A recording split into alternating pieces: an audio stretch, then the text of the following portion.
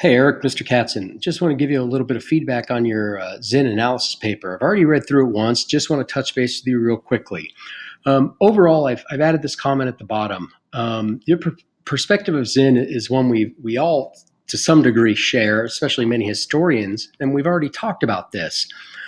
However, one theme that keeps coming back over and over in your work is your argument of Zen's desire for a utopian society.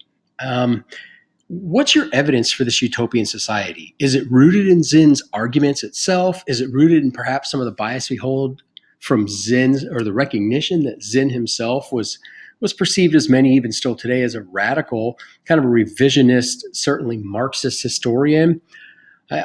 This may be overstated a bit, but I'd like to see more evidence into your argument for why Zen desired a utopian society, and did he really desire this? Again, you argue this represent the coming of a socialist utopia. Did he really believe this? Was Zen seeking some type of utopian society based on socialist norms and values? That's certainly debatable.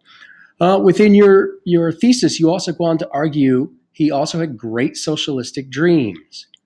Where is this rooted? Again, we're seeking evidence in this.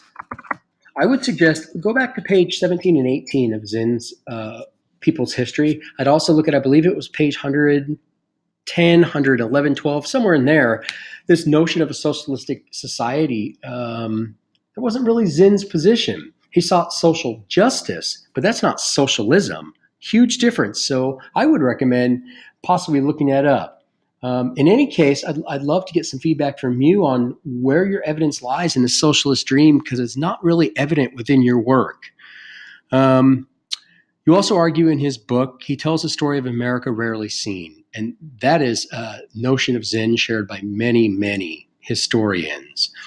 Now, this right here, Las Casas, you bring out this evidence, well stated, that evidence, as you suggest in Zen, helps to support the idea of perhaps America isn't rooted in the greatness one once thought, and these arguments of Native Americans being eradicated, perhaps even genocide.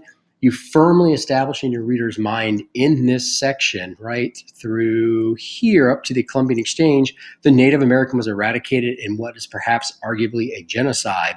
And this kind of sets the tone for much of Zen's work that you go on to explain. And then you certainly talk about the Columbian Exchange.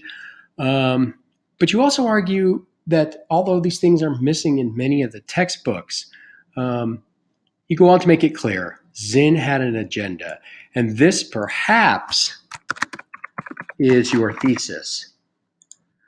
Much of the work builds up to this idea. You offer your reader time and time again support of your thesis and suggest that Zen was writing almost revisionist history, but telling it from a perspective rarely told in textbooks. And all of a sudden you drop this bomb, he's writing from an agenda.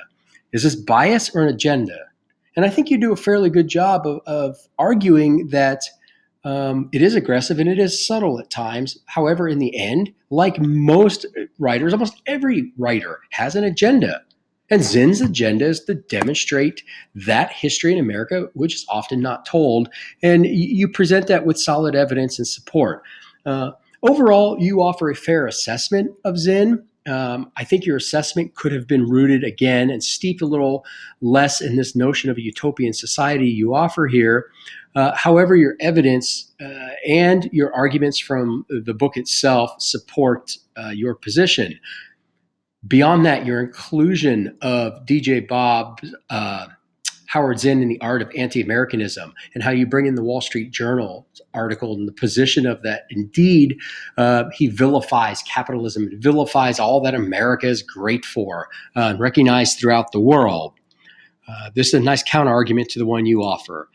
In the end, Eric, your evidence, your knowledge of Zinn's arguments, and your recognition of his clear agenda, supported by not just your own, but other historians' works, makes for an interesting and important read. Just be sure you maybe clarify some of these other arguments I've already alluded to in terms of socialism evidence.